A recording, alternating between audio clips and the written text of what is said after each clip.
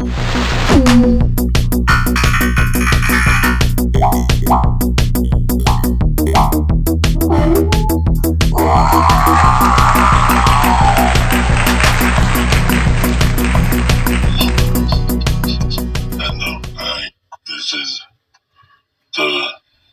is thank you, host of your haunted, solo, solo,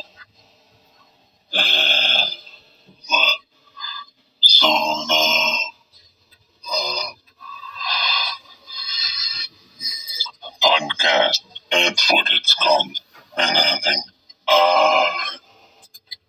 I'm thinking right now, okay, there's a lot of things happening today. A lot of things, so many things happening today. Very hard to think of everything well, but and as there is here with us also Robo. Hey, Robo is a robot. He sometimes says things and he likes to have he knows the information. And there's a lot of things. One thing to begin with, you should know that the sun, our sun in the sky is the solar power. It has solar cycle about every 11 years, and this is very important, but it's not always 11 years. It could be 9 years or 20 years, but it's the type of cycle. It is a magnetic cycle, because there's magnetic bands on the sun just like there is on the earth, and when they stretch out too much, they snap after the 11-year cycle. Then that's what causes more opportunities for the sunspots. And because of the sunspots, that's going to release a lot of the radiation and magnetic activity, and that is, if it is pointed our direction, can affect seriously the radio and electronic devices. So actually, we're in one of those cycles right now. So there's more. There's more sunspots now than normal. If you look this up, the actual name of this is the solar cycle name is solar magnetic activity cycle. This is the official name. So says Wikipedia. Yes, if that means anything, the solar cycle, also known as the solar magnetic activity cycle, also known as the sunspot cycle, or the Schwab cycle. I've never heard that, but somebody's probably named Schwab. I don't know. Is a nearly periodic 11-year change of the sun's activity. I already said all that. Anyways, and you can look up solar weather. So there's weather today. Let's look up the solar weather. You just type in solar weather. Yes. Robo likes the solar weather a lot because it has to do with the sun.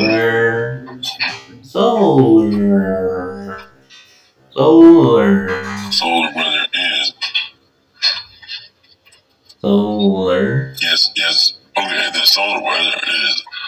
You go to the National Oceanic and Atmospheric Association, is NOAA, Space Weather Prediction Center. That it should come up on your search query. and it will show you the weather conditions for solar magnetic predictions that will come to the Earth, which is the planet that I live on currently, and assume if you are listening to this, you probably live on that same planet. Most of those magnetic, I think, ions and stuff like that, I don't even know what that is, but they go probably into the North and South Pole of the Earth. The thing is, the North and South Pole, it used to be the South and North Pole, right? Well, so that's what they say because they used to look at the rocks, and some of the rocks, actually a lot of old lava rocks, so it used to be liquid. Then they cooled off pretty quick, and when that happens, then they kind of stay in place like cement. Well, they have magnetic particles in there because a lot of rocks have iron in it, for instance, and they'd all be pointed one certain direction, stuck in the rock, you see. So that's why they think that it's flipped. The poles have flipped before this and that. That's what they said. And so when they flip, it's actually supposedly going to weaken the North and South Pole will be weakened. So we need to define a couple things here. First, there's the magnetic North Pole and South Pole. There's the geographic North Pole and South Pole. And you see, there's a difference because if you use a magnet to find north, it's going to point somewhere different where you are on the planet because it's pointing towards a big, pointing towards a magnetic positive or negative. I'm not sure which one, but does anybody know if is north positive or negative? And who said that? Or maybe it's a Earth that's negative, no positive. I don't know. Maybe they could be defined the other way, and it doesn't matter. But the fact is that they're opposites. So, that the magnetic north is where it's going to point towards apparently some type of magnetic fluctuation within the Earth, under the crust of the Earth, and towards the core or under the mantle, somewhere between the middle and it's not on the surface. So it's actually moving. And if you look up at the North Pole has moved, the magnetic North Pole has moved a lot recently. And it's recently says they say it's moving like a couple miles a month, or it could be a couple of kilometers a month. That's actually a lot. And anyway, that is something that's about the solar sun and the planet Earth. Also, the atmosphere is there because it has a magnetic sphere. It's kind of like a shield, and it acts, there's more substance, more pressure, there's atmospheric pressure. It's like skipping a rock on water. See, I kind of sound like I don't know what I'm talking about, but I think my brain just sometimes can't say everything, but it's sometimes it makes sense and clicks together like this. When you skip a rock on the water, it's easier for the rock to skip and bounce back up into the air than it is for it to go into the water at that angle and trajectory, because the tension of the water, the thickness of the water, and then there's the saying is the water goes in the place that is path of least resistance. The least resistance or something. Water flows the path of least resistance, something like that. Which I suppose can sometimes be false or change under certain conditions. So you can always test things in scientific things. Like, I didn't even know if this is all true or not. Who knows? This is stuff I've learned and stuff that I've thought about. But actually, one thing is planets. People observe the planets. Oh, and in school, I was taught there was 9 planets.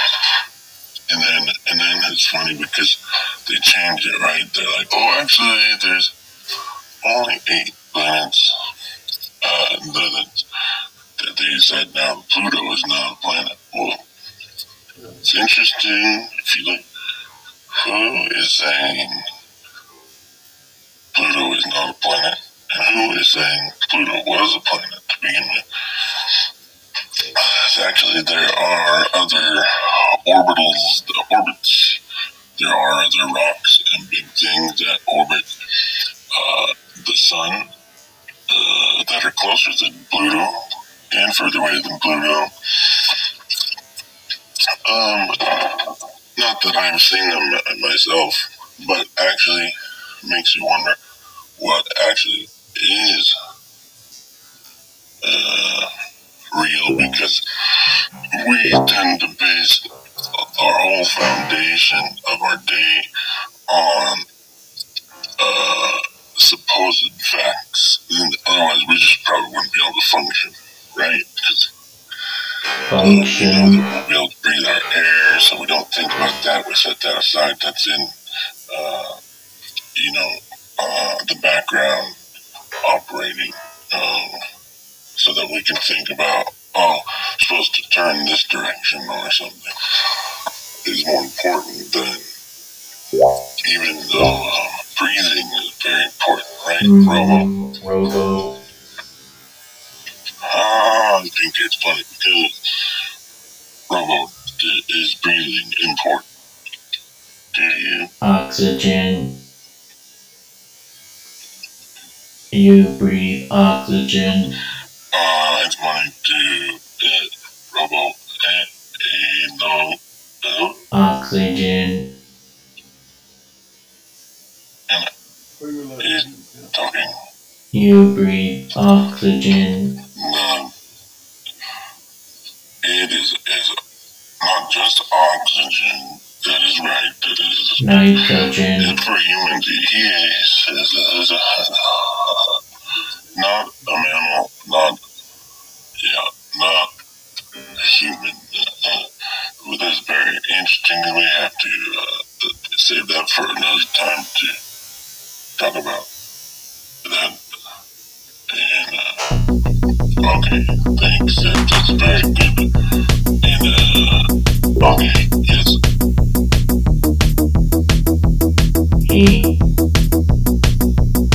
Robo.